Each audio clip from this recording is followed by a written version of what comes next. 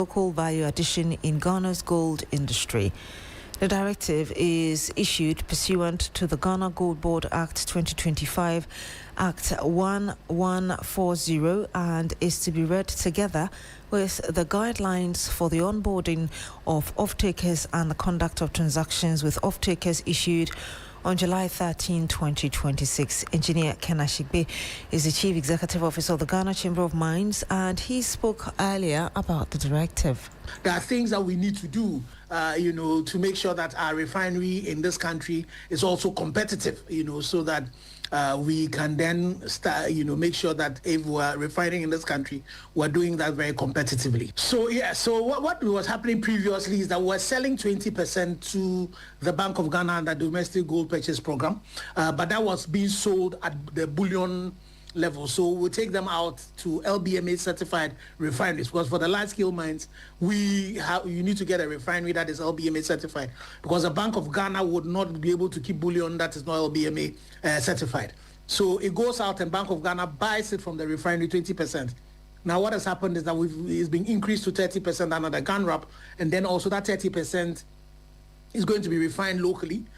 So we have 2 intermediate refineries in Ghana that are on the process of being LBMA certified. They need to get an LBMA certified refinery, which will be outside, which then after they've done the first step, they will send it to that LBMA certified refinery for them to finalize the process, so that then that 30% bullion would now be LBMA certified, certified, and then Bank of Ghana then can use that as part of his gold reserve. So that's what we are currently doing. And you heard there the Chief Executive Officer of the Ghana Chamber of Mines. We're joined on the line now by Wisdom Gomashi. He's a mining expert. Good afternoon to you, sir. Thank you very much for joining us. Good afternoon, madam. How significant is this directive in terms of Ghana retaining more value from its gold? Hello? I was asking how significant this is in terms of Ghana retaining more of its gold. Okay, so regarding the new framework between the government of Ghana through Gold Board and the Ghana Chamber of Mines, if I'm right, by the interview that I just had regarding the increase from 20% to 30% commitment that large-scale mining companies are supposed to support government with through the Ghana program.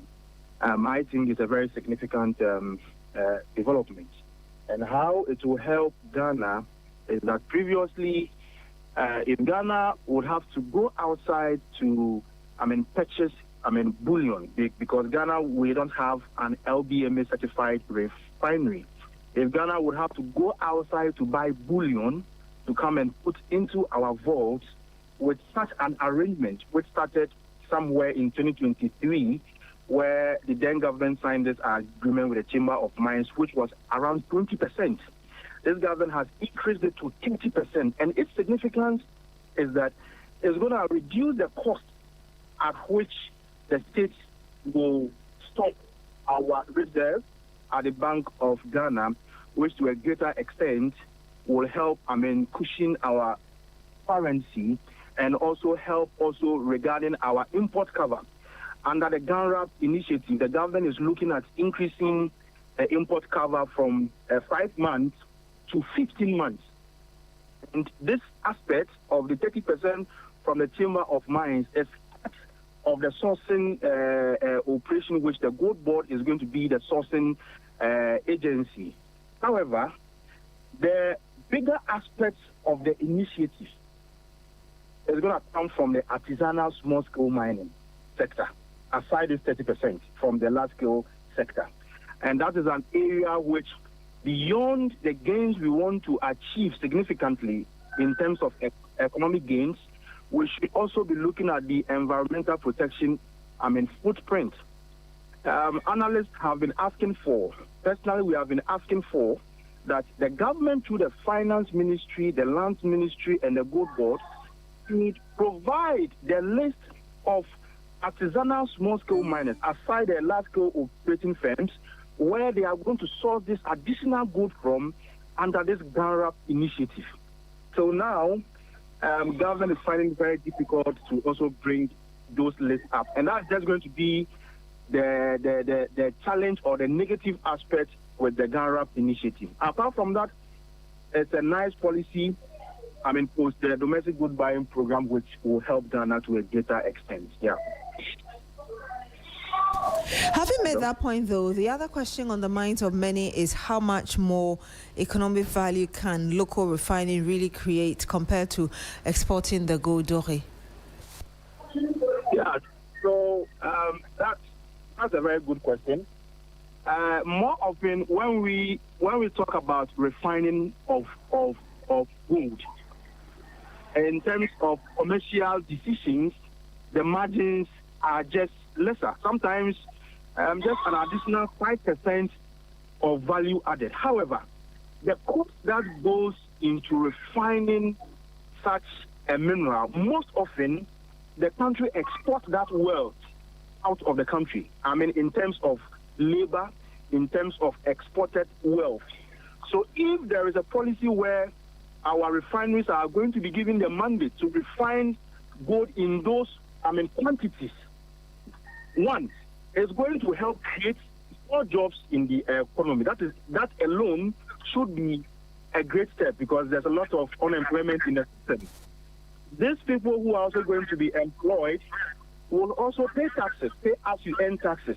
That is also another contribution to the government. And on the other end, if the state is exporting the gold in the bullion refined form, the value, even if it is a 5% difference, it goes a long way to also add value to the our balance sheet as a country. Also, when you have the opportunity to also refine your gold in the country, there are other impurities. The metallurgists will call it slag. That is other minerals that are associated in the mineral gold that can only be separated during refining. Example, silver. When you are refining the mineral in your country, you have the opportunity to have a proper accounting of your slags, which you can also sell and make other income. So refining in country has benefits. It may not be too significant, but its significance helps the economy in terms of job creation, in terms of added value, and in terms of strengthening the forex position of the country. The only difference here is that I've just seen a publication by the Gold Board where they are asking self-financing aggregators to ensure that whatever gold that leaves the shores of Ghana to their off-takers are also refined. Whilst it is a good step, there should also be a model whereby it does not also lead to other losses elsewhere along the chain on the side of the self-financing financiers. Once Gold Board is able to... Hello? Go ahead, please. Yes. It's a good initiative, but it should go beyond just directive by Gold Board. Gold Board should be able to sit down with the self-financing aggregators, come up with a nice model which will not put self-financing aggregators, being the private businessmen of our country, or subject them to unnecessary losses as a result of such a directive. Yes. There are those who are also making an argument that perhaps, and you talked about value addition, one of the things the country can be looking at is going into manufacturing of jewelry, bullion production, among others. How realistic is that proposal or thought? Yes, so that's great. The previous administration attempted to establish what we call a gold soup through the PMMC's jewelry activities, but they were not able to complete that. Gold Board came and had actually upscaled that into Gold Board jewelry, like a fully fledged subsidiary in that aspect. The truth of the matter is that the jewelry market in Ghana currently may not, ignore a lot of revenue or value to the state unless we are able to market the jewelry production aspect of our gold value addition initiative, where we can have people trooping from other countries into our country, like how Ghanaians can travel to India to buy jewelry, can travel to Dubai to buy jewelry. To drive the necessary value through that jewelry sector must go beyond just the policy. We must create the market for it. And Gold Board has actually taken an initiative to appoint some ambassadors, like Madam Jocelyn Dumas, Bolare, and Co., to serve as ambassadors for that initiative. But it is still not enough. We can only derive that necessary value if we are able to market Ghana as a center of quality jewelry produced from gold. And until then, I'm not sure that sector can generate us a lot to support our economy. We will just still be dependent on just exports and getting the inflows back into the country. What other challenges do you foresee and how you believe we could deal with them briefly? Hello? Come again? I was asking you what other challenges do you foresee and how you believe we could deal with them in like 40 seconds, please. Okay, so I believe the major challenge facing whatever gold discussion we are having now in our country is about Gold Board's purchasing mechanism and pricing, and by extension, they are aggregators. And I believe that it is an area we should all, have a concern about, get it to be reviewed to get them to operate efficiently. And when Gold Board is operating efficiently, definitely the country is going to get benefits from it across all sectors. Yeah. Thank you very much, Mr. Gomashi, for speaking to us. Thank you. And he had the Wisdom Gomashi. He is a mining expert sharing his thoughts on the new directive on exporting raw gold. Still in a separate development, actually, a sharp division is emerging in Tarkwa over the future of one of Ghana's biggest gold mines. The Apinto Traditional Council is urging the government not to renew Goldfields Ghana Limited operating license when it expires in April 2027. But the chiefs and residents of Ahuniso and the concerned youth of Tarkwa in Swayim are pushing back. They say Goldfields has delivered real development to the catchment area and wants the government to extend the license to keep its operations and social programs alive. Irama Smith has more. With placards raised and voices united, the concerned youth of Tarkwa and Swayim, chiefs and residents of Huniso and other Goldfields catchment communities took to the streets of Tarkwa on Wednesday. Their message was simple: Goldfields must stay. The demonstration follows calls by the Apinto Traditional Council for government not to renew the mining license of Goldfields Ghana Limited's Tarkwa mine when it expires in April 2027. But the protesters say the call does not reflect the views of all communities affected by the mine's operations. They argue that Goldfields has played a significant role in the development of communities within its catchment area through its corporate social responsibility initiatives. For the government to say that they won't sign the lease for Goldfields, it will affect Tarkwa. So we are pleading. Goldfields is the light of Tarkwa. If Goldfields goes off now, Tarkwa goes off as well. That is why we are doing demonstration and we are saying Goldfields must stay. All that we are saying is Goldfields has been with us and he has helped us. All our social amenities in Tarkwa here are being provided by Goldfields.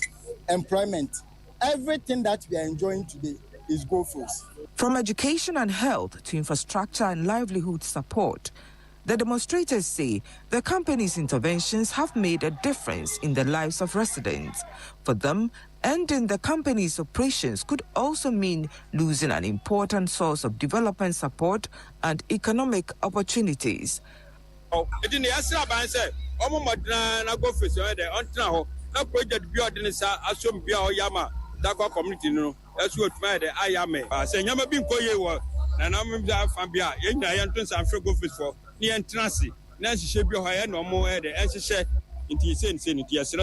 aban takwa run mobile no more community na no no farmer go fish in the man pame.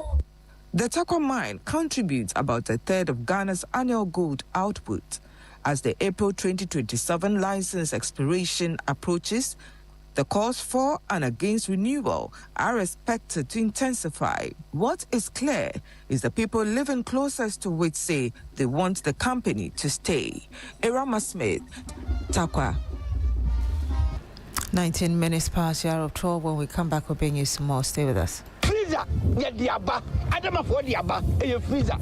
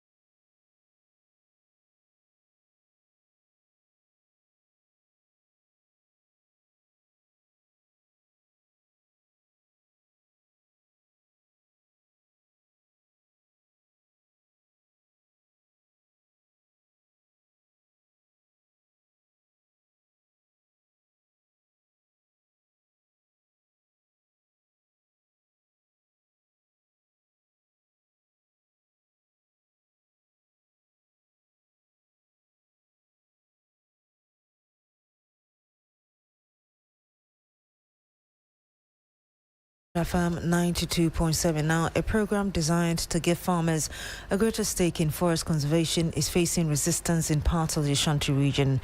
Farmers in the Mankraso catchment area are reportedly refusing to participate in a tree tenure and benefit sharing mechanism, alleging that armed illegal chainsaw operators are taking over forests they helped protect. The National Timber Monitoring Team says the situation is threatening efforts to promote sustainable forestry and afforestation in the area. Ibrahim Abubakar is my colleague in the Ashanti region. He's following this. He joins us live on the line. Ibrahim, what is the background to this program, first of all? Well, Beatrice, so the tree tenure and benefit sharing mechanism was introduced to encourage farmers and landowners to participate in forest restoration and afforestation. And this means that the Forestry Commission was giving them a recognized stake in the trees they help plant or protect. Now, the idea is to move away from a situation where farmers mostly see trees on their land only as restriction on their farming activities, because they are expected to have a share in the benefit generated from those trees. And this was creating an incentive to them. And basically, it is to help in the afforestation of the country. And for that matter, the program therefore seeks to make farmers partners in forest conservation and afforestation. There were these armed illegal timber operators who entered somebody's tree farm and started harvesting. The Forestry Commission people heard about it and they rushed to go and apprehend them, and they exchanged fire. So the farmers are now saying that because they are attacked when the trees are matured for them to get their fair share, harvest them and have their fair share, they can't have it. And their life are in danger as a result of the trees that have been felled by the armed attackers. They are not going to involve themselves in any tree planting because they won't get anything. Ibrahim, what are the concerns of the farmers, if you can tell us? So, Beatrice, as you heard the director of the National Timber Monitoring Team, Alhaji Mohammed Kwekudoku, said, for the farmers, the main concern is about trust.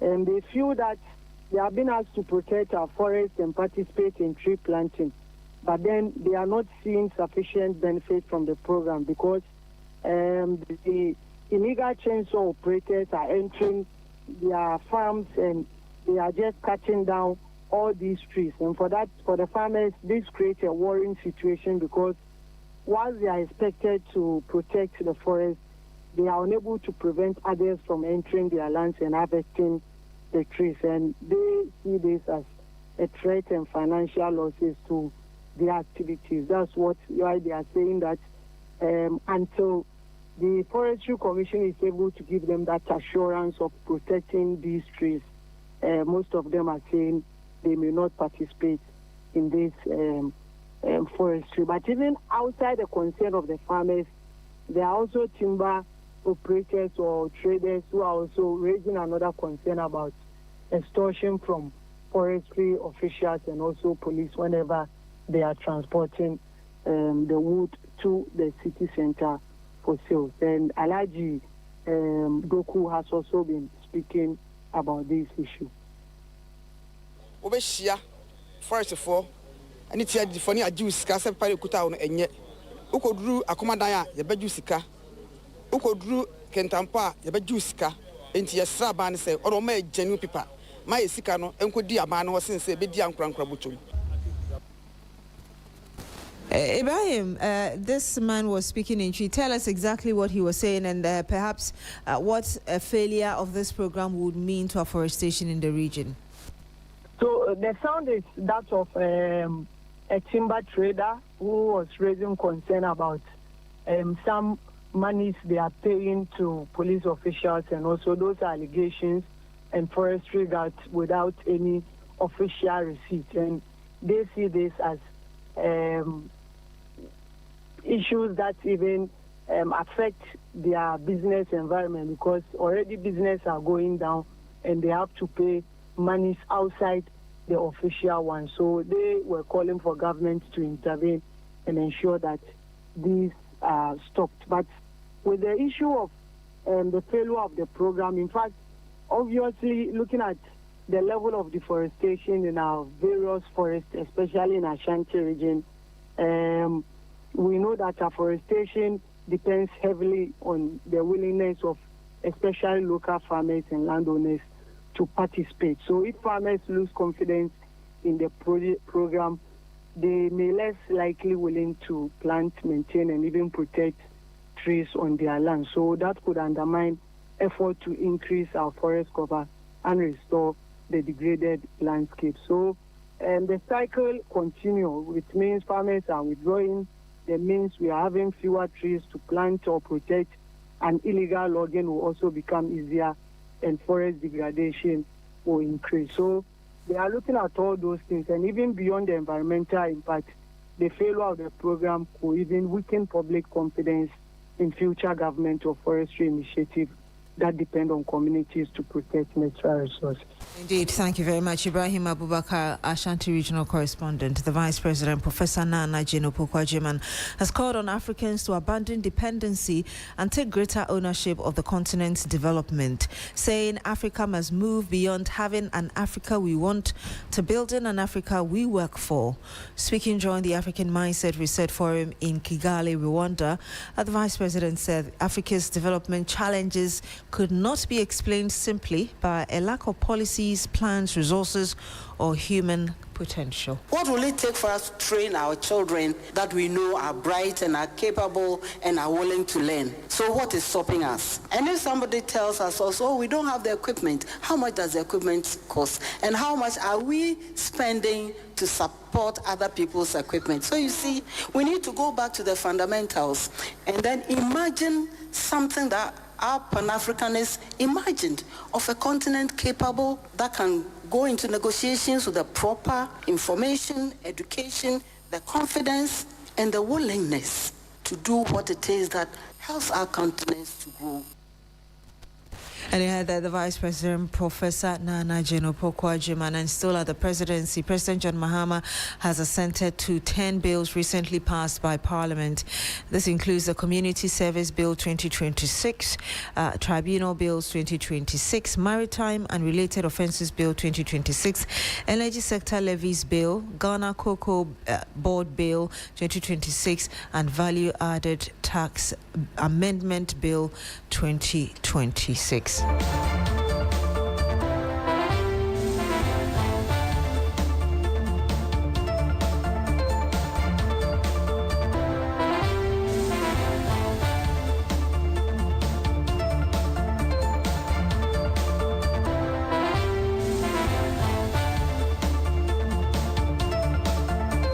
Now, beginning 7th September 2026, works will commence on the construction of a double-cell underground rectangular stormwater drains from Pram Junction to First Light Junction along the Dr. Buzia Highway within the Kanishi Enclave. Project coordinator for Gary, Dr. Kwejo Hinisafo, speaking at the Government Accountability Series, announced that the drain to be constructed measures approximately 10-meter wide by 1.95 kilometers long and will replace the existing number 1.2 m diameter pipes. That's it for the midday news on 3FM 92.7. My name is Beatrice Adu. Thank you very much for joining us this afternoon. Log on to 3news.com for more news. Coming up shortly is Business Daily with Bismarck Owusu.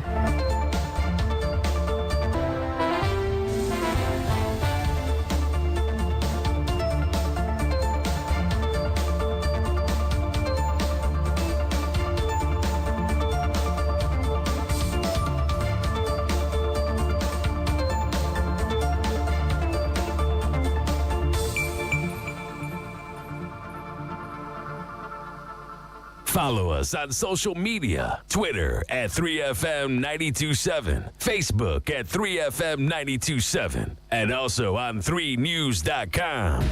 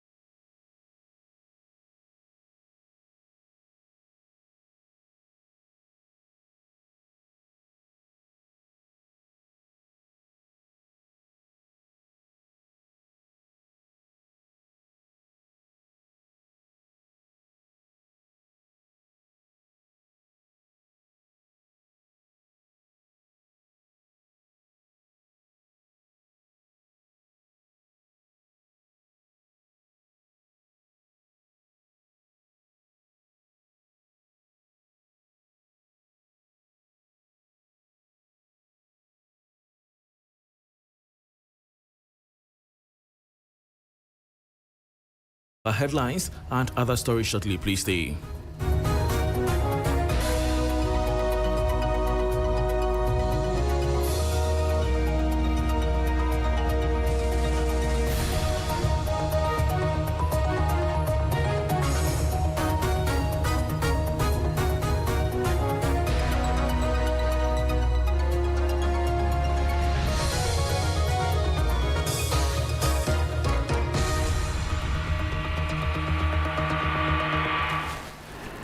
Thanks for your company. Now to the details.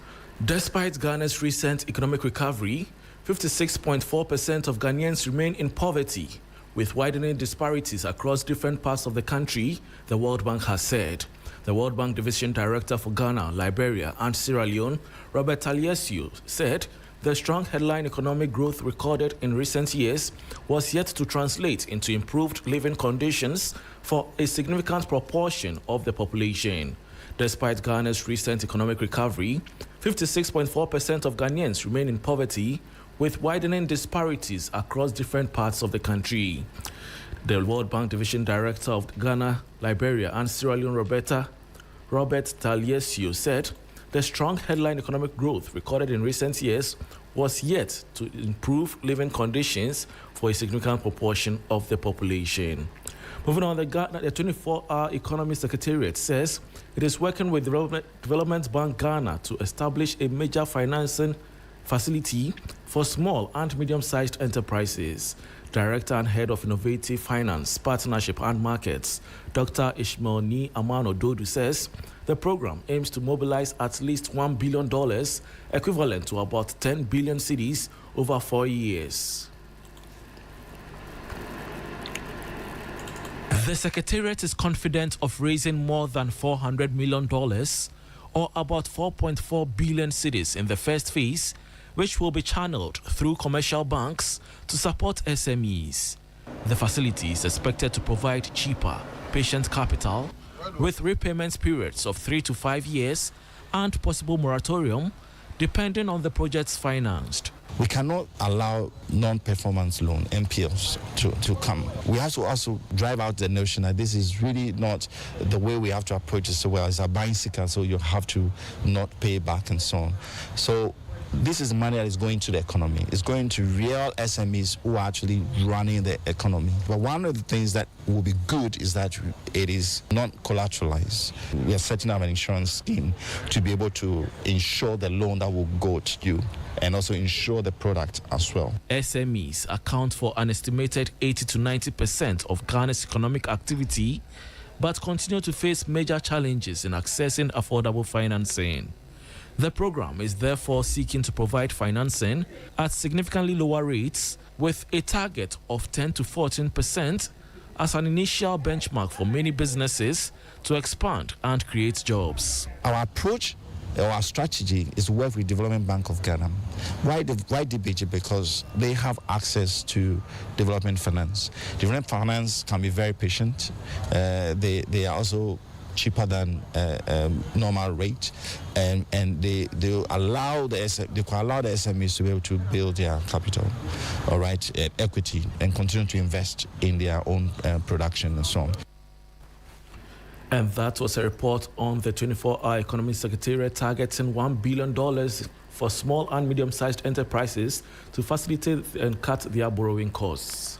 Moving on, Governor of the Bank of Ghana, Dr. Johnson Isiama, says the country is working towards full operationalization of its virtual asset regulatory framework by 2027. Regulators have intensified efforts to establish clear rules for the rapidly evolving sector and strengthen safeguards against emerging risks to financial stability, consumers, and the wider financial system.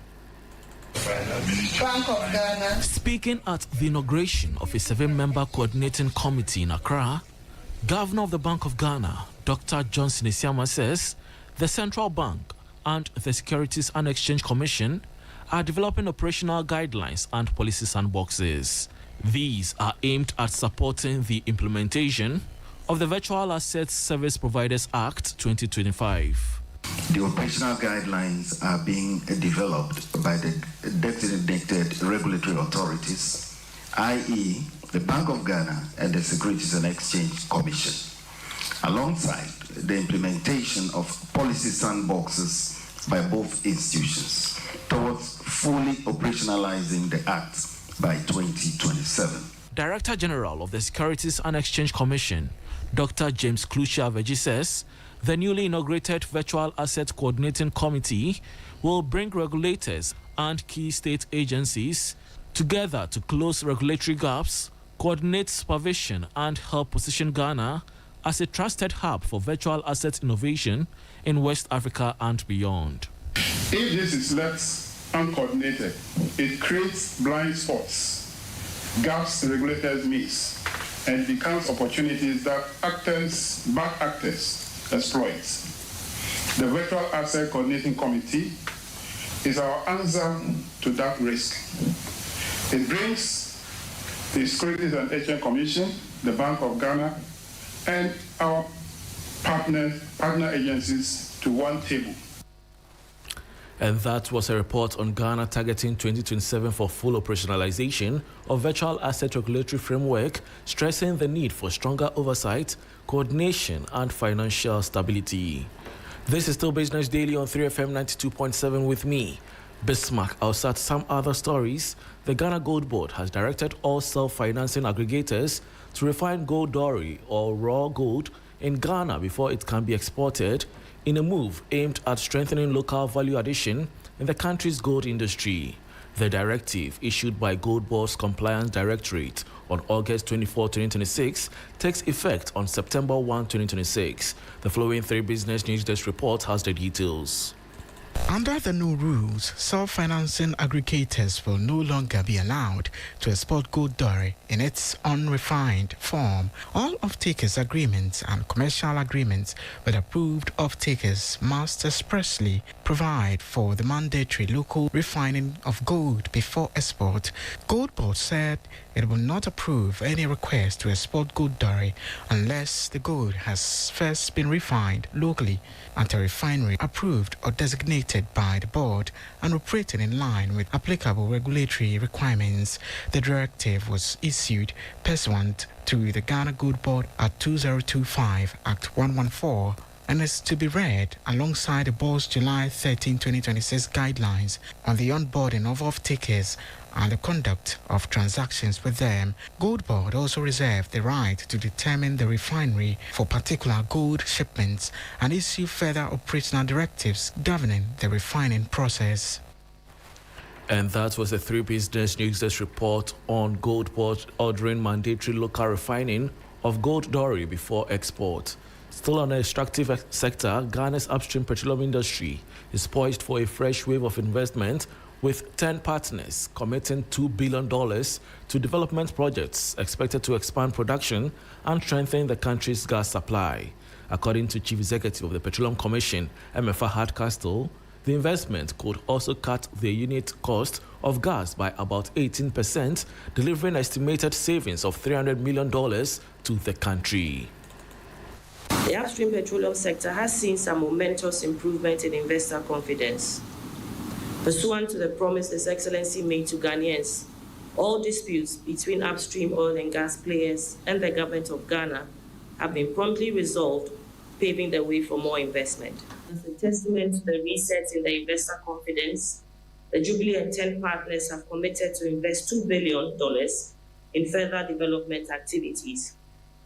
Earlier this week, during the launch of the Petroleum Commission's 15 years anniversary, I mentioned that this investment will result in sustaining oil production, increasing gas production, and reducing the Jubilee gas price by approximately 18%, translating into $300 million of savings for the country.